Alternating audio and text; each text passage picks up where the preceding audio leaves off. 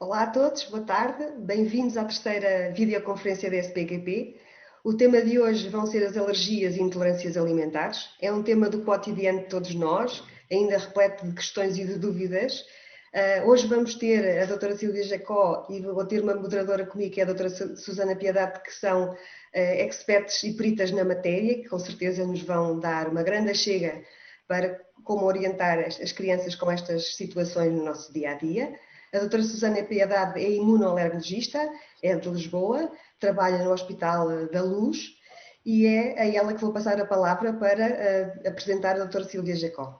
Doutora Susana Piedade, faça favor. Obrigada pelas palavras tão gentis. Muito obrigada à comissão organizadora, na pessoa da doutora Helena Flores, pelo convite em vir moderar esta sessão, que efetivamente considero muito importante. De facto, as alergias alimentares têm, a par das outras doenças alérgicas, vindo ou continuam a aumentar a sua incidência e temos cada vez casos mais, como vamos ver, não é? Mais complexos, mais persistentes, que duram até à idade adulta e com um impacto muito importante na qualidade de vida dos nossos doentes. E outro aspecto, as intolerâncias alimentares, não é? Que apesar de, felizmente, não estarem associadas a um mau prognóstico, vamos ver, como a doutora Silvia com certeza nos vai dizer, podem ter um impacto também muito importante na qualidade de vida do doente, mas devemos contrariar a tendência que estas justificam para dietas muito restritivas, sobretudo quando estamos a falar de doentes alérgicos ou potencialmente alérgicos. Pronto, sem perder mais tempo, passava então a palavra à nossa oradora, a doutora Silvia Jacob, que é pediatra do Centro Hospitalar Universitário de São João e que muito tem dedicado da sua atividade à alergologia pediátrica, nomeadamente à alergia alimentar. Doutora Silvia. Muito obrigada pela apresentação e obrigada pelo convite que me fizeram. Vou tentar ser clara e não demorar muito tempo nesta apresentação. Pronto, o objetivo é mesmo falar-vos um pouco de alergias e intolerâncias alimentares. Nós, quando estamos perante uma reação adversa a algum alimento ou quando estamos perante um doente que refere que teve um problema com o alimento, é importante nós diferenciarmos uma alergia de uma intolerância alimentar. Aqui a principal diferença vai ser o envolvimento ou não do sistema imunológico. Na intolerância alimentar, nós vamos ter dificuldade em digerir determinado alimento, um alimento específico. E esta acaba por ser referida em cerca de 15 a 20% dos doentes, sendo que muitas das vezes este tipo de sintomas são mais comuns em doentes com síndrome do intestino irritável e também com outros distúrbios gastrointestinais funcionais. Apesar da maior parte dos doentes não gostar que se faça referência a isso, uma vez que tem impacto importante na qualidade de vida deles, as intolerâncias alimentares vão ter um risco menor, vão ter um atingimento quase exclusivo do trato gastrointestinal, e a quantidade de alimento ingerida vai ser diretamente proporcional à severidade dos sintomas que vai apresentar. E os sintomas acabam por ser semelhantes com as exposições subsequentes. Normalmente os doentes referem distensão abdominal, diarreia e desconforto. Por outro lado, na alergia alimentar, nós sabemos que quantidades mínimas podem provocar sintomas exuberantes e que as reações acabam por ser mais imprevisíveis. Começando agora por falar um pouco das intolerâncias alimentares. O que nós vemos mais frequente em contexto de consulta em idade pediátrica acaba por ser a intolerância à lactose. Se nós tivermos no nosso hospital ou em contexto de consulta a possibilidade de fazer um exame, ou seja, o teste do hidrogênio expirado, podemos fazê-lo. No entanto, a sintomatologia por si só é muito típica para ser feito o diagnóstico. O objetivo nestes doentes é eliminarmos os sintomas, mas mantemos uma ingestão adequada tanto de cálcio como de vitamina D. Em alguns doentes, há necessidade de começarmos primeiro com uma dieta restritiva, com uma introdução gradual até a ingestão que eles se sentem confortáveis e não têm sintomas. Raramente, principalmente em idade pediátrica, necessitam de uma evicção total. É explicado aos doentes que devem ter uma preferência por alimentos com níveis inferiores de lactose, como por exemplo iogurtes e queijo. A maior parte dos doentes com intolerância à lactose acabam por tolerar o gelado, apesar de ter uma quantidade grande de lactose, uma vez que o gelado que é importante para as crianças, não é? Uma vez que o gelado, pela sua gordura, acaba por ter uma digestão muito mais lenta, que vai facilitar a digestão da lactose. O consumo diário dos produtos com lactose deve ser incentivado, nem que seja em pequenas quantidades. É muito melhor que eles mantenham alguma ingestão do que mantenham uma ingestão em grandes quantidades de forma intermitente. Muitas vezes os pais ficam com receio de dar xaropes ou comprimidos que possam conter lactose como aditivos. No entanto, estes não devem ser evitados porque a quantidade é mínima. Portanto, tudo o que seja publicidade de lactose-free drugs não tem evidência científica nenhuma. Agora, passando para a intolerância à frutose, que acaba por ser menos frequente, mais nos adolescentes, menos em crianças mais pequenas. O diagnóstico é mais controverso. Tem-se falado recentemente do teste respiratório à frutose. Estes doentes acabam por ter que evitar alimentos que contenham uma grande quantidade de frutose, ou seja, maior quantidade de frutose em comparação à quantidade de glicose, por exemplo. As maçãs, peras, ameixas têm uma quantidade grande de frutose e um alimento que muitas vezes nos esquecemos que tem uma quantidade grande de frutose é o mel. No entanto, a maior parte destes doentes acaba por tolerar estes alimentos se forem inseridos dentro de uma refeição. Agora vou falar de algumas intolerâncias que acabam por ser menos frequentes em idade pediátrica, que é o déficit de aldeído desidrogenase, que é mais frequente nos países asiáticos e que se caracteriza por um flushing com a ingestão de álcool. Por outro lado, na idade pediátrica temos também o déficit de coxofosfato desidrogenase, que se caracteriza por uma anemia hemolítica, que se vê mais no sexo masculino, após a ingestão de favas, legumes e soja. A intolerância a hidratos de carbono fermentáveis de cadeia curta. Este aqui nós costumamos ver mais em adolescentes ou adultos jovens, que com frequência referem distensão abdominal, diarreia, um excesso de gás intestinal, com uma quantidade grande de alimentos. Acaba por ser uma lista muito extensa, difícil de acompanhar às vezes, mas basicamente o que se tenta fazer é retira-se grupos de alimentos e volta-se a introduzir aos poucos, tentando incentivar estes doentes a não terem uma dieta tão restritiva, porque muitas das vezes têm que aprender a lidar com determinados sintomas, sempre tentando ter uma boa qualidade de vida, no entanto, pensando que a restrição muitas vezes acaba por não ser a solução para o problema. Depois, por fim, nas intolerâncias alimentares podemos ter enxaqueca se houver realmente uma evidência persistente de que a ingestão de determinados alimentos possa desencadear cefaleia. Os doentes com intolerâncias alimentares questionam-nos muito em consulta se existe algum exame que possam fazer para que consigam perceber ao certo quais são os alimentos que podem ou não ingerir, mas a verdade é que atualmente não existem exames com evidência científica para as intolerâncias alimentares. Por exemplo, este é apenas um dos exemplos de publicidade que se vê com alguma frequência. Este teste, basicamente, o que faz é o doseamento dos anticorpos IgG ou então IgG4 específicos para determinados alimentos. E este doseamento não faz muito sentido, uma vez que, naturalmente, quando nós somos expostos a alguns alimentos, vai haver a produção deste tipo de anticorpos. E estes anticorpos não são propriamente maléficos para nós, é uma produção normal. Portanto, não devem ser utilizados como indicador de intolerância alimentar. Passando agora a falar de alergia alimentar, nós sabemos que é uma das 4 manifestações da marcha atópica, tal como a eczema, rinite alérgica e a asma. Tem-se verificado um aumento da prevalência, mais nos países industrializados e também mais em crianças do que em adultos. Estima-se que atinja cerca de 8% das crianças, 2,4% com alergias alimentares múltiplas e 3% com um diagnóstico por terem tido reações anafiláticas. Nós podemos agrupar as alergias alimentares em 3 grandes grupos: as não IgE-mediadas, que acabam por ter uma mediação celular, da qual fazem parte o síndrome da enterocolite induzida por proteínas alimentares, que eu vou falar mais à frente, também a protocolite alérgica.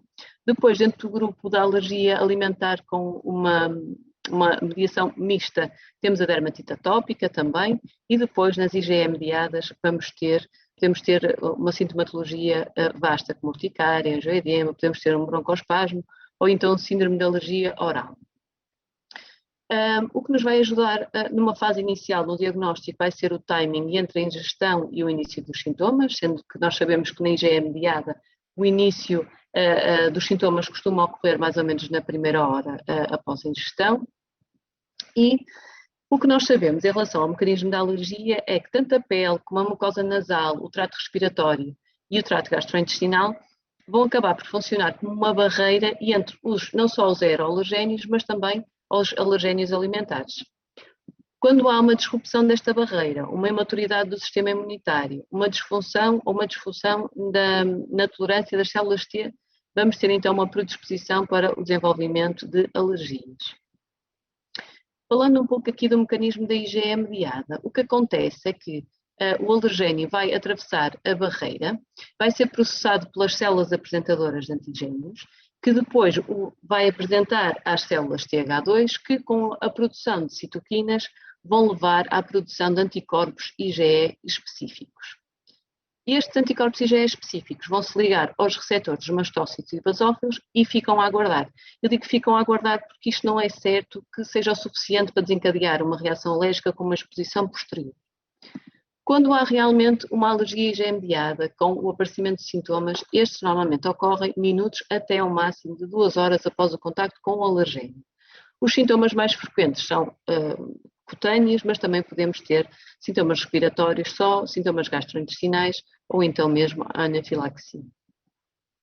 Qualquer alimento pode ser responsável por uma reação alérgica, mas o que nós sabemos é que em idade pediátrica cerca de 90% das alergias alimentares são provocadas por estes 8 alergénios: o leite, o ovo, o trigo, os amendoins, frutos secos, marisco, o peixe e a soja.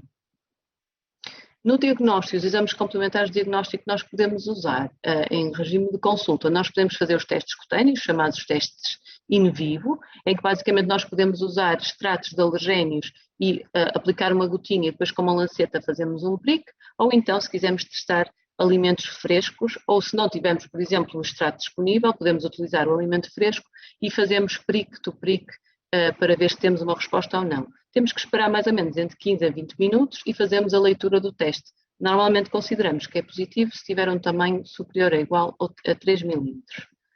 Depois temos os testes in vivo, que é o doseamento das IgEs específicas, que muitos autores consideram que é menos sensível, mas acaba por ser independente da toma de fármacos, de antihistamínicos. E vamos considerar que são valores positivos acima de 0,35.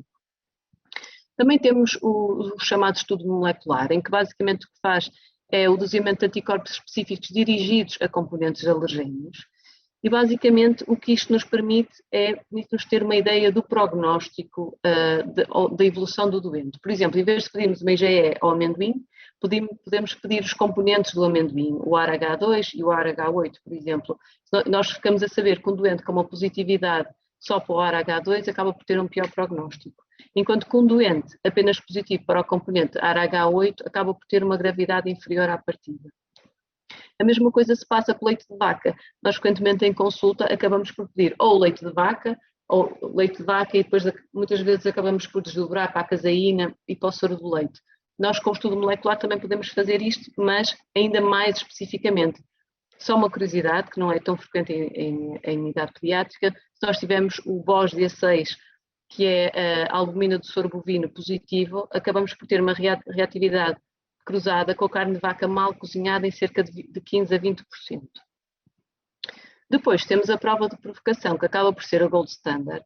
É indicada quando a história clínica não é clara e temos testes negativos, e também quando queremos verificar se já houve aquisição de tolerância a determinado alimento.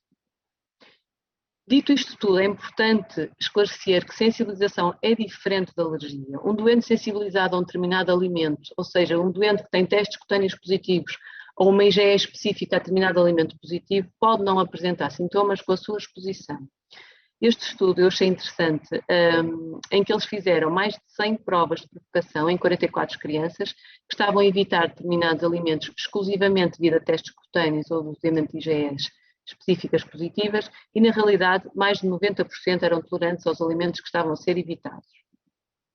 O que nos vai dizer, tanto o doseamento da IgE como os testes cutâneos, é que quanto maior for o valor da IgE e quanto maior for o tamanho da pápula no teste cutâneo, maior é a probabilidade do doente ser alérgico, mas estamos a falar de probabilidades. No entanto, não há uma relação com a gravidade da reação, portanto não devemos dizer que se um doente tem uma IgE de 50 ou de 70, que vai ter uma reação alérgica mais grave do que um doente que tem uma IgE, por exemplo, de 20, uma IgE específica. Em relação ao tratamento, no episódio agudo, se for uma reação mais ligeira, antihistamínico de segunda geração, se for, por exemplo, anafilaxia, adrenalina intramuscular, com a administração também de corticoides, se bem que mais recentemente tem sido questionada a sua utilização. A grande maioria das alergias alimentares na infância acabam por desaparecer com o tempo.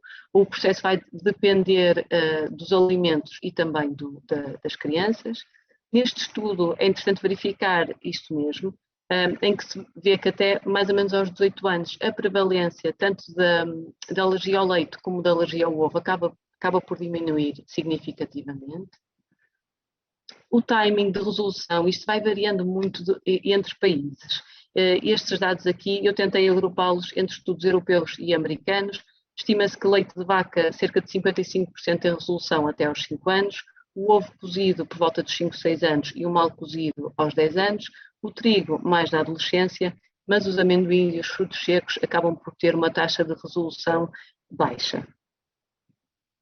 Quando nós não temos uma resolução espontânea ou quando estamos perante uma criança que tem sintomas com quantidades mínimas e está-nos a dar sinais de que realmente não vai resolver espontaneamente, a indução de tolerância oral acaba por ser uma alternativa. O que é que isto é? Isto é como se fosse uma imunoterapia específica e vai requerer a ingestão diária em doses crescentes de alimento. E tem sido associadas a taxas elevadas de dessensibilização e de ausência de resposta sustentável. Com isto, o que é que nós queremos com a dessensibilização? É aumentar o limiar para a reação ao alergénio durante a terapêutica ativa. Isto para proporcionar alguma proteção para as ingestões acidentais que acabam por acontecer, principalmente em idade pediátrica. É frequente, em contexto de consulta, ver uma criança que é alérgica ao leite, por exemplo, e que no infantário um amiguinho lhe espetou uma colher com um iogurte que estava a comer. Portanto, é com o intuito de evitarmos que hajam reações com este tipo de exposições. Esta é uma apresentação muito simples de um estudo que nós fizemos recentemente. Basicamente tivemos a ver os doentes que estiveram a fazer dessensibilização connosco. Tivemos em 7 anos mais ou menos 34 crianças, mais com leite de vaca, e conseguimos que estas 34 crianças, 25 crianças ficassem num estado de tolerância ao alimento, com uma duração média de imunoterapia de cerca de 11 meses. Falando muito brevemente do síndrome de alergia oral, que também se deve chamar síndrome polo-alimento. É uma forma relativamente comum de alergia alimentar, principalmente em adolescentes e adultos. Tem uma prevalência na Europa de cerca de 5% e vai ocorrer em doentes com alergia aos pólenes. O que acontece é cerca de 5 a 10 minutos após a ingestão de determinados alimentos, como frutos secos ou vegetais, os doentes ficam com sintomas localizados a orofaringe, referem prurido, às vezes ficam mesmo com angioedema dos lábios, sensação de angioedema do palato. E estes sintomas vão desaparecer em minutos quando o alimento é deglutido. Isto porque há uma ruptura na estrutura do alergénio com o contacto do ácido gástrico e com as enzimas digestivas proteolíticas. Portanto, há um bloqueio na progressão da reação alérgica. São doentes que só têm sintomas orais, a maior parte deles, e depois, quando o alimento chega ao estômago, há uma ausência de progressão da reação. A maioria dos doentes só desenvolve sintomas quando ingere o alimento cru e reagem mais à casca da fruta ou ao vegetal, mais à casca da fruta e do vegetal. Portanto, vão tolerar o alimento se cozinhado, exceto os frutos secos. Isto acontece porque há uma homologia entre os alergénios presentes nas frutas e vegetais e as proteínas presentes no mundo das plantas. Muitos têm falado do que é que nós podemos fazer para estes doentes. A maior parte dos doentes acaba por evitar os alimentos que provocam este tipo de sintomas, porque acaba por ser uma sensação desagradável. Há alguns estudos que dizem que nós podemos sugerir a administração do antihistamínico antes da ingestão deste alimento, mas a verdade é que a maior parte dos doentes continua a referir sintomas. Tem-se falado muito da imunoterapia subcutânea a pólenes com o intuito de melhorar não só a rinite alérgica que a maior parte dos doentes tem, mas também estes sintomas orais que referem. Falando agora um pouco do síndrome de enterocolite induzida por proteínas alimentares. O mecanismo exato ainda não está completamente compreendido. Sabe-se que existe uma inflamação mediada por células T após a exposição a um alimento desencadeante. É interessante verificar que até 25% das crianças têm IgEs positivas para os alimentos que desencadeiam os sintomas. Não se sabe até que ponto é que a IgE não vai facilitar a captação do antigénio e provocar inflamação local.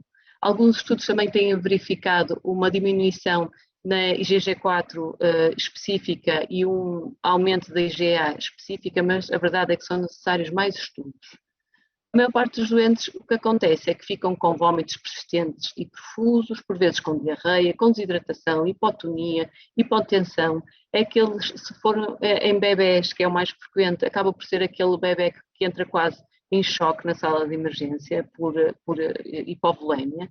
É muito menos comum do que a protocolite alérgica, que vou falar mais à frente, e tem um ligeiro predomínio no sexo masculino.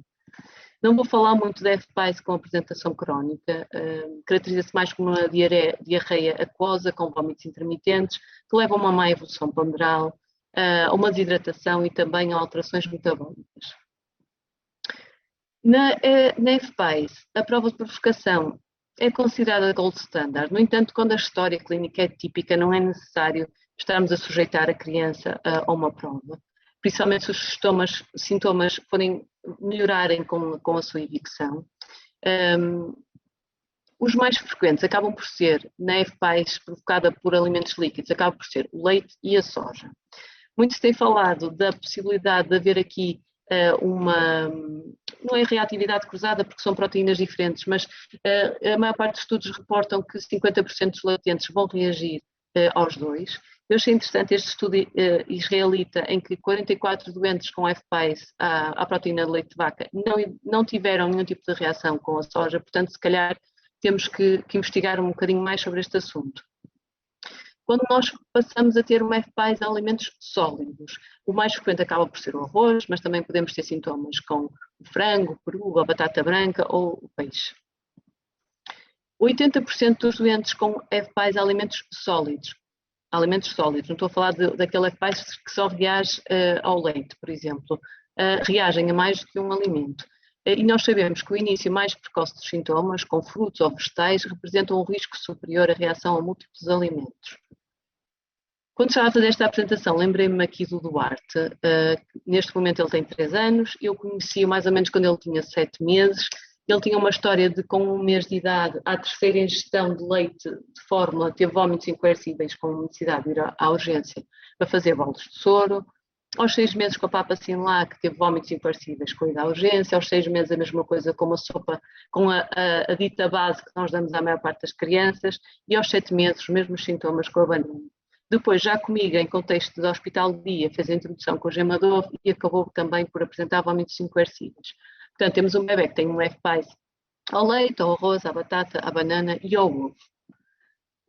Esta tabela foi publicada por um grupo de estudos na área em 2017 e agrupa os alimentos consoante o seu risco nos doentes com FPAS. E é interessante verificar que neste doente, no Duarte, ele reagiu a todos os alimentos que pertencem ao grupo de alto risco. Com esta tabela não se quer dizer que os doentes com FPAS que não devam ingerir estes alimentos, apenas se quer dizer que se estivermos perante um doente que começa a reagir com a primeira papa ou com a primeira sopa, devemos equacionar, mudar a nossa abordagem habitual da diversificação alimentar e se calhar começar com os alimentos de baixo risco e ir progressivamente arriscando um bocadinho mais. Em relação à sua evolução, o leite de vaca e soja, a maioria das vezes o FPAS acaba por resolver pelos 3 anos, sendo que devemos realizar a prova 1 ano após a última reação, pelo menos. Em relação aos alimentos sólidos, nós temos uma percentagem de resolução aos 3 anos, por exemplo, ao arroz, de cerca de 40%. Quando decidimos fazer uma prova de provocação, uma chamada de atenção, que são cada vez mais frequentes os artigos mais recentes que referem que deve ser feito o doseamento da IgE ou testes cutâneos antes de avançar com a prova, isto porque há o risco de transformação para uma IgE mediada, em especial para o leite e para o ovo.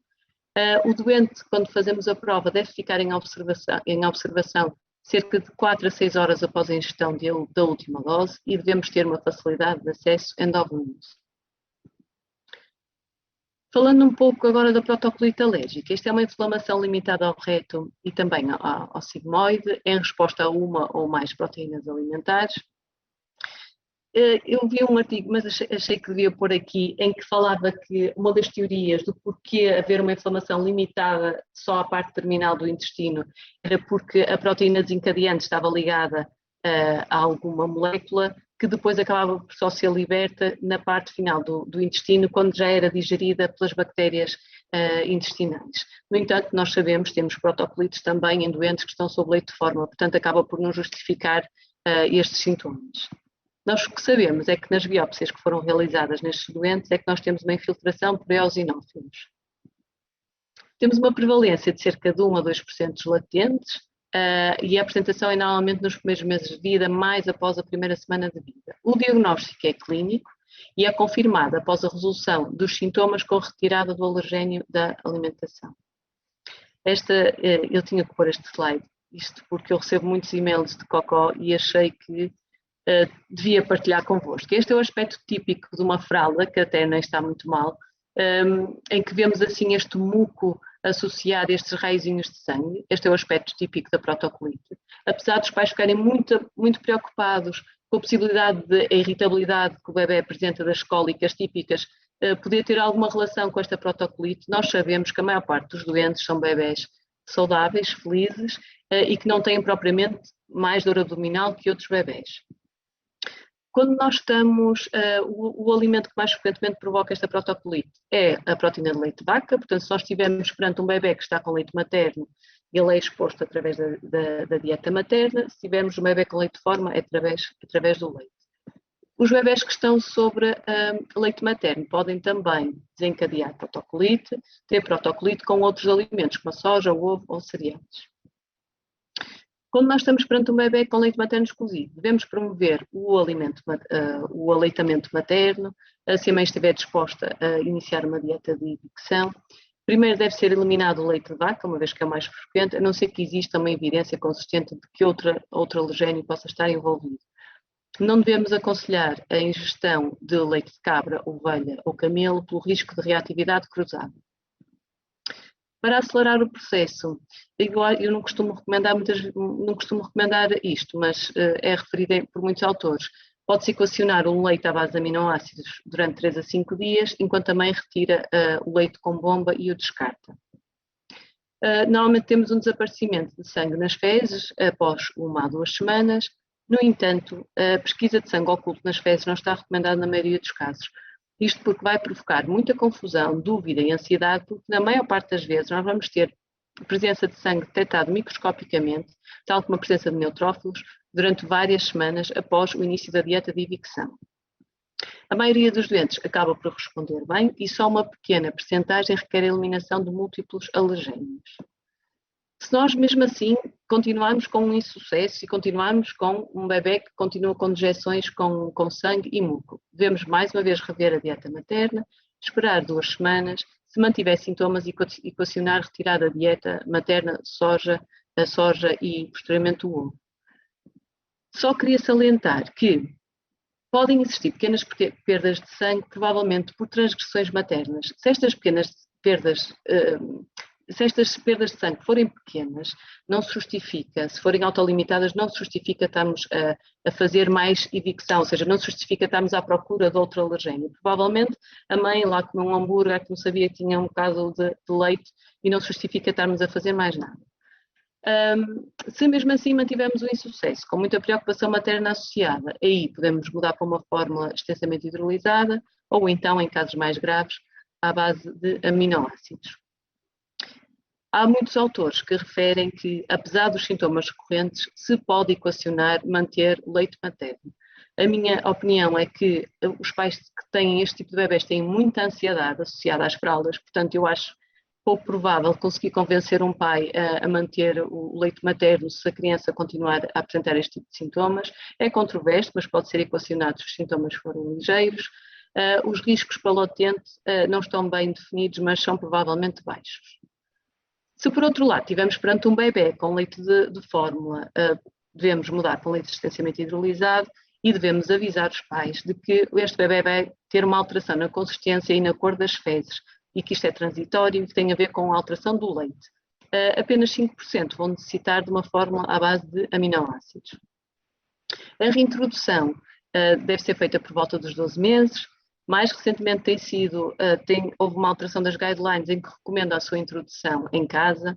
Se tivermos um bebê que tem uma fórmula à base de aminoácidos, devemos passar primeiro com leite extensamente hidrolisado e só depois com uma fórmula com proteína intacta.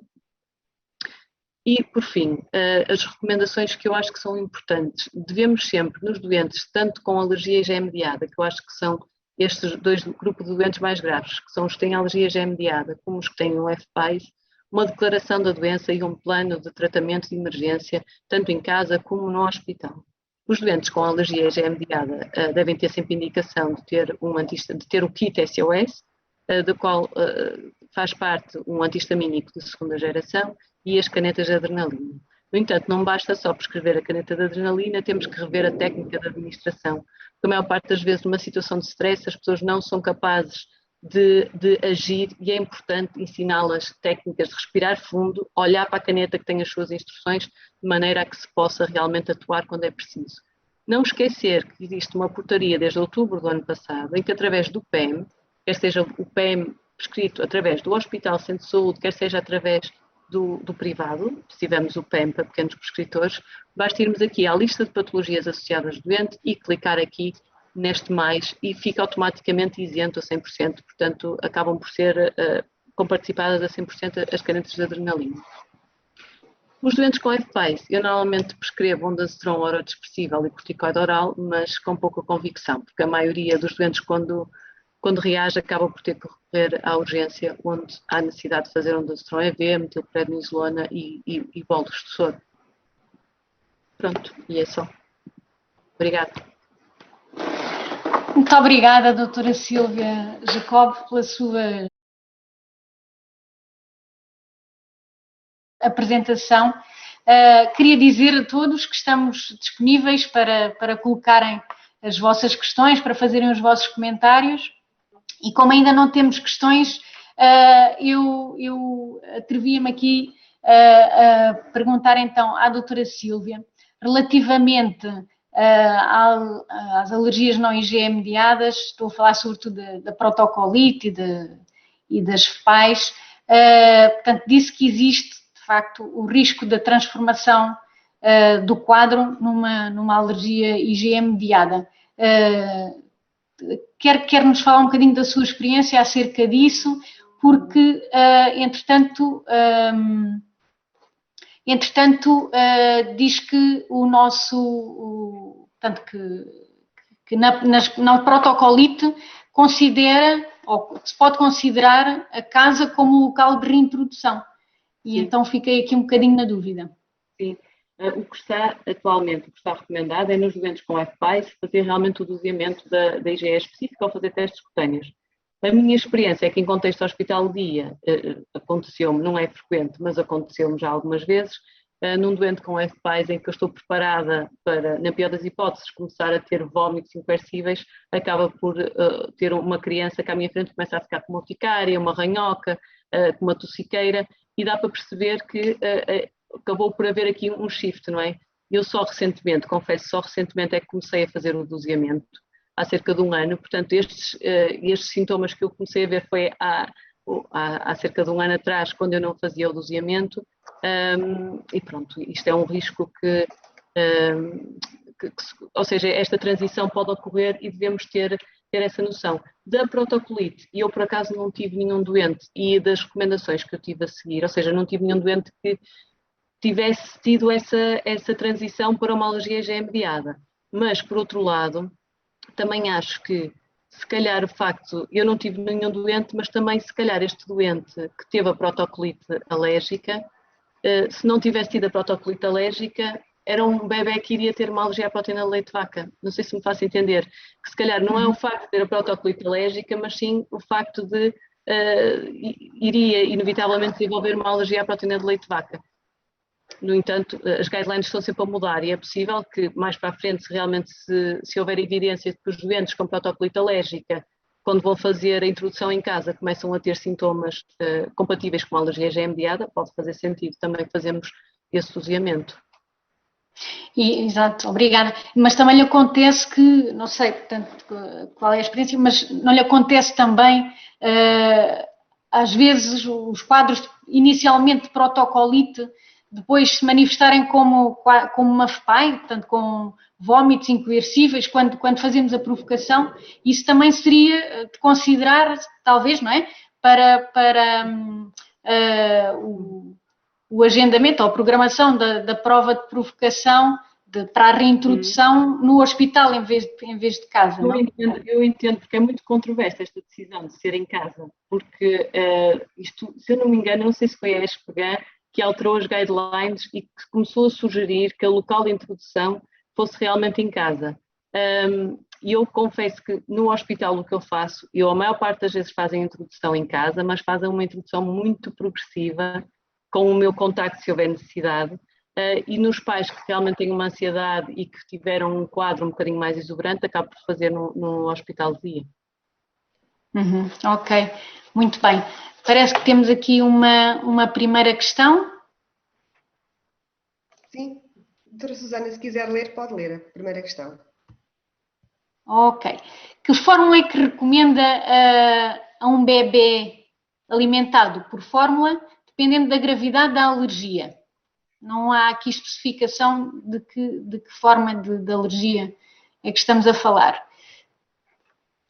Portanto, num bebê com alergia ao leite, penso eu, um bebê com alergia ao leite e que estava a fazer uma fórmula, um leite adaptado, o que é que considera na abordagem e se isso depende da gravidade da alergia?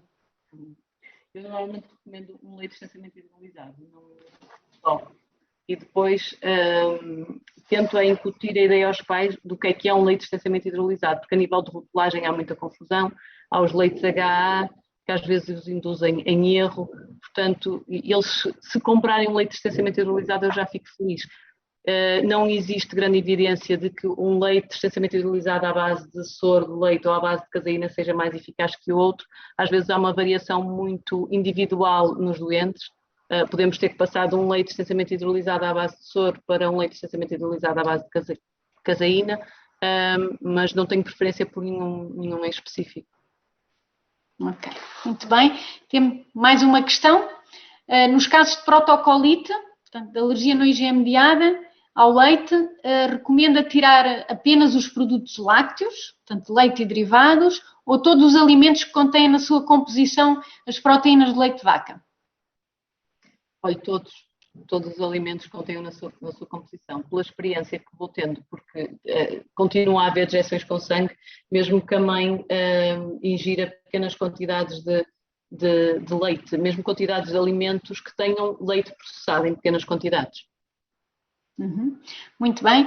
E agora, o que é que acha do leite de cabra como alternativa na alergia às proteínas do leite de vaca? Não tem uma reatividade cruzada grande.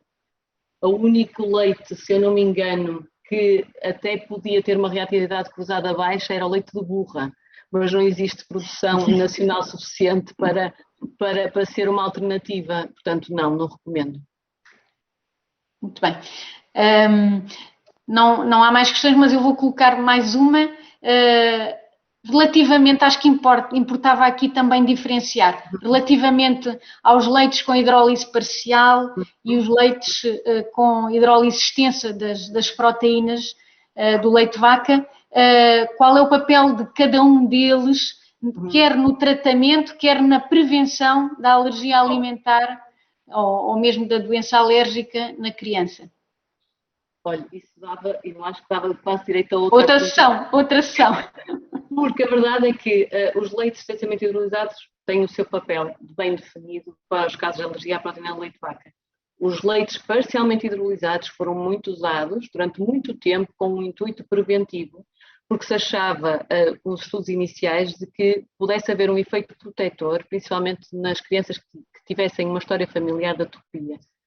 Mas a verdade é que foram feitos muitos estudos recentemente em que se chegou à conclusão que a verdade é que com um intuito preventivo, um leite parcialmente hidrolisado e mesmo a utilização do leite extensamente hidrolisado com intuito preventivo não foi confirmado. Portanto, eu neste momento, se me perguntar o que é que eu faço, não digo aos pais para não darem um leite parcialmente hidrolisado, no entanto, não o considero como um leite milagroso e preventivo, leite parcialmente hidrolisado. Na população em geral, o leite parcialmente hidrolisado pode ser utilizado na prevenção primária da alergia alimentar, não é? Agora, se calhar importava distinguir, podemos ter crianças que são crianças de alto risco, não é? Dependendo da história, como disse, da história familiar, e crianças de muito alto risco. E nestas crianças de muito alto risco, se não houver a possibilidade do aleitamento materno, teríamos que considerar o leite extensamente hidrolisado na prevenção da alergia, não é? Eu, por acaso, há 2 semanas atrás, participei na reunião da Sociedade Portuguesa de Alergologia Pediátrica, onde assumi o papel contra os leites parcialmente hidrolisados com intuito preventivo. E acabei por fazer uma revisão dos artigos mais recentes sobre, ou seja, acabei por reunir as conclusões mais recentes. E a verdade é que a IARC este ano acabou por referir que realmente o papel dos leites parcialmente hidrolisados com o intuito preventivo, quer seja numa família de risco, quer seja na população em geral, não está estabelecido. Agora, eu sei, e a mim já foram feitos vários estudos sobre se realmente naquela primeira semana de vida do bebê, se é mais protetor para o bebê fazermos um leite extensamente hidrolisado se a mãe não conseguir dar de mamar.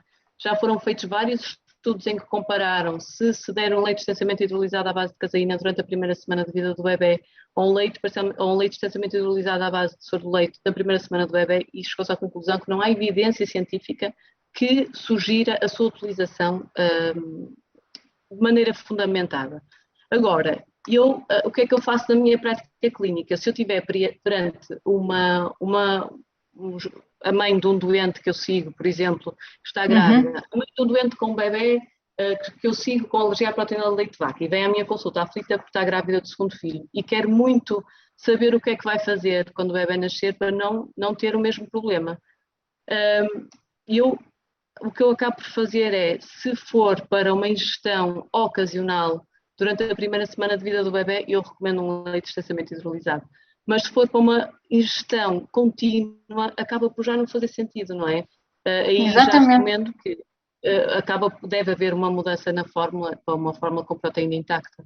Exato, exatamente. Depende muito do que é que vai acontecer a posteriori. É isso. Há as guidelines e depois há aquele feedback que nós temos dos doentes e temos que ter também algum cuidado. Exatamente. Obrigada pela sua excelente apresentação. Eu, como gastroenterologista, não posso deixar de dar os parabéns pela forma como apresentou o tema para todos nós, de uma forma, de facto, muito clara e muito explícita. E aprendi imenso consigo da alergia IgE mediada e foi uma ótima oportunidade para atualizar conceitos. Eu queria falar, ou saber também a sua opinião, um pouco sobre a alergia e não IgE mediada, nomeadamente a protocolite, que é uma situação clínica que aparece muito frequentemente. E muitas vezes é a minha impressão clínica, com um diagnóstico que não é de todo de excluir, mas que muitas vezes também é feito de uma forma, não diria liviana, mas muito rápida demais. Temos, por vezes, crianças com cólicas, com desconforto abdominal, que têm uma dejeção com um muco e sangue ou duas, e que são colocados em dieta. E eu queria saber qual era a sua opinião. Nós fazemos normalmente uma prova de provocação para confirmação do diagnóstico, cerca de 2 semanas depois da resolução dos sintomas. E fazem a prova no contexto hospitalar? Desculpe. Fazemos sempre em contexto hospitalar. Eu já vou explicar o meu ponto de vista, o nosso ponto de vista relativamente. Muitas vezes o que acontece é, primeiro, em relação ao tempo de evolução dessa situação, apesar de uma dieta rigorosa por parte da mãe ou de um extensamente hidrolisado quando não há leite materno, a minha experiência é que normalmente a evolução não é tão simples quanto isso. Muitas vezes há crianças que persistem com sangue para além das 2 semanas e, na minha opinião, isso também não deve ser considerado necessariamente negativo ou uma situação que nos preocupe se as crianças estiverem a aumentar bem de peso. E eu creio que isso é absolutamente determinante. Claro. Uma proctocolite isolada, sem compromisso do intestino delgado, não dá má progressão ponderal. E um dos fatores de alarme deve ser sempre a progressão ponderal, e é assim que nós conseguimos descansar os pais. Portanto, se as crianças estiverem a aumentar bem de peso, tiverem um bom estado geral, um bom contacto, um desenvolvimento normal, eu creio que um sono regular, eu creio que podem ser descansados e pode-se esperar um pouco mais até termos uma atitude mais interventiva. E depois, relativamente à prova de provocação, o que é que eu tenho notado? Nós, de uma forma clássica, fazíamos a prova no hospital. E porquê? Porque historicamente, nós fazíamos as provas dos IgE mediados e dos não IgE mediados. E na altura, de facto, todos vinham ao hospital fazer a prova.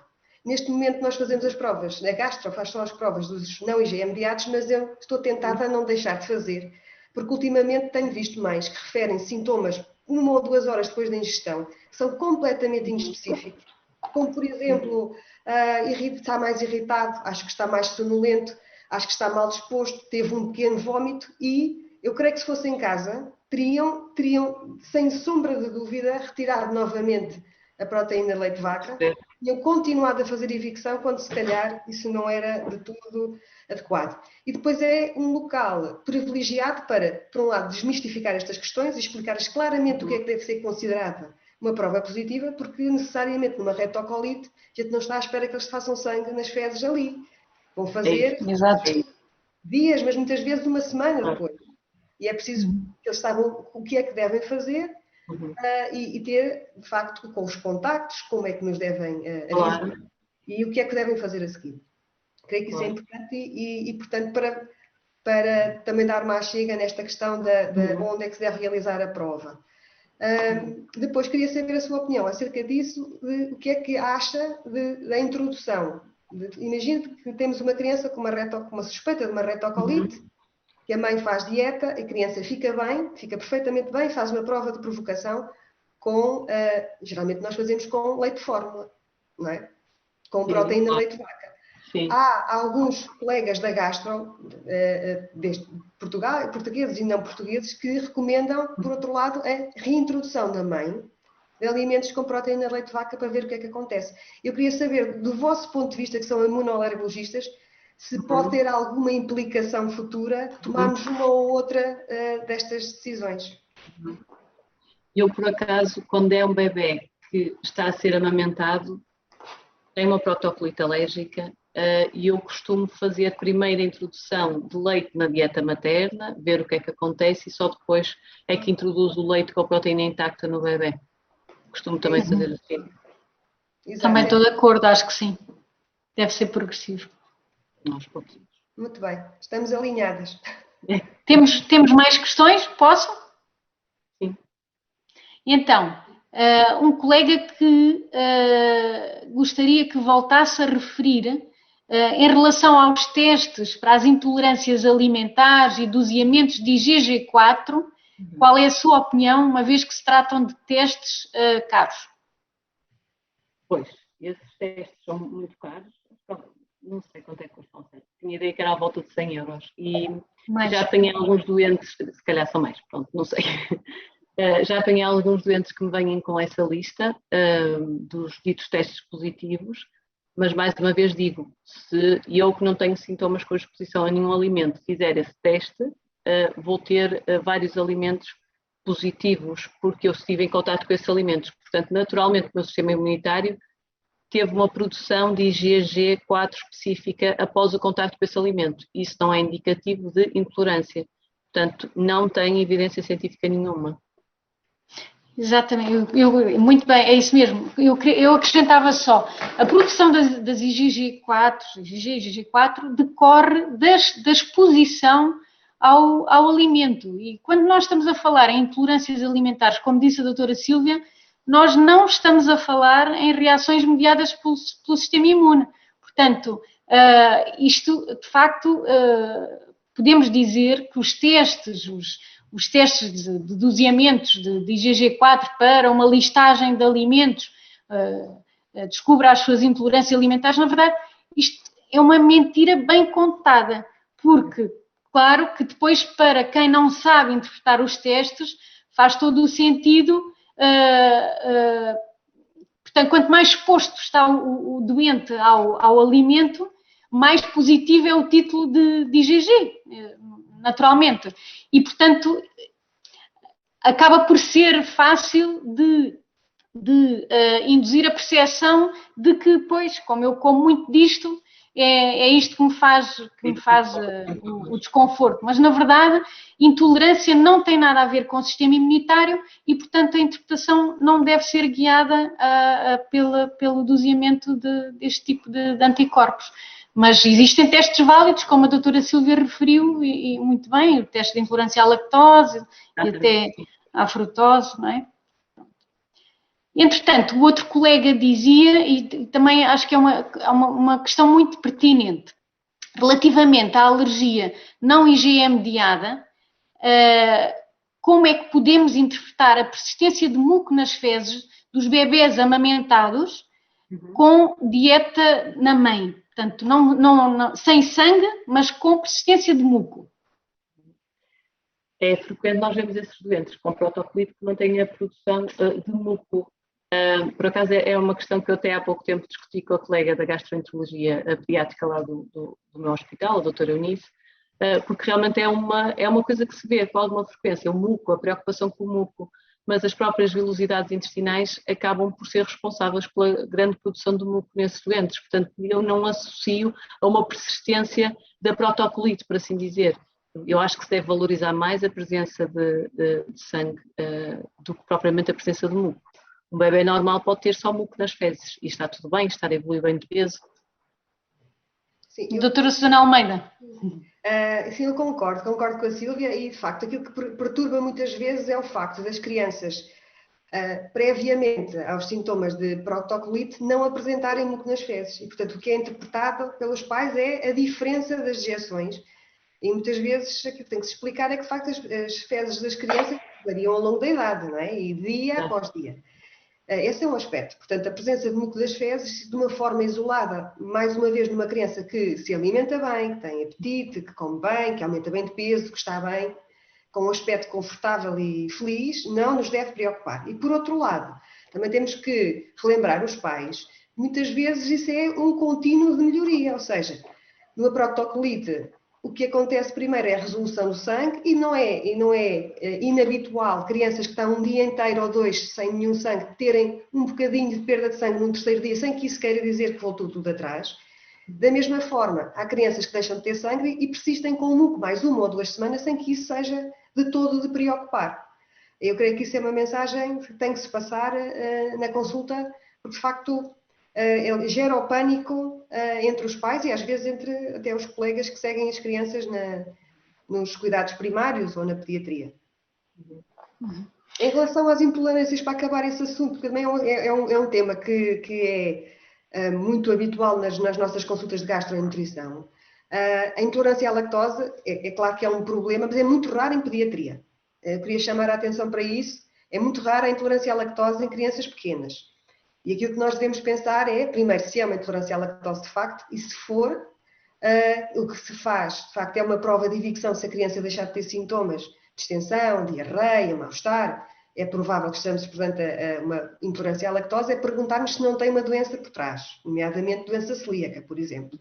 Porque a intolerância à lactose ou doença inflamatória do intestino costuma ser secundária, portanto, uma manifestação secundária de uma perturbação das vilosidades intestinais, onde estão as disacaridades. E outro aspecto também, prende-se com a frutose, não é? A frutose, eu lembro-me de ser pequenina e da minha avó me avisar que se comesse muitas cerejas ia ter diarreia dor abdominal. Portanto, nós temos uma capacidade limitada de digerir a frutose. E, portanto, mais de uma intolerância, se calhar é uma dieta um bocadinho exagerada. Há crianças que exageram na fruta, nós sabemos. As crianças pequeninas, com 1 ano, 2 anos, adoram fruta e as mamães adoram dar-lhes fruta. E isso, sobretudo, se for feito fora das refeições, pode levar a um trânsito intestinal, de facto, mais rápido, dejeções com mais água, e isso é interpretado como diarreia e como patológico, quando, no fundo, a solução é, pura e simplesmente, reduzir a frutose.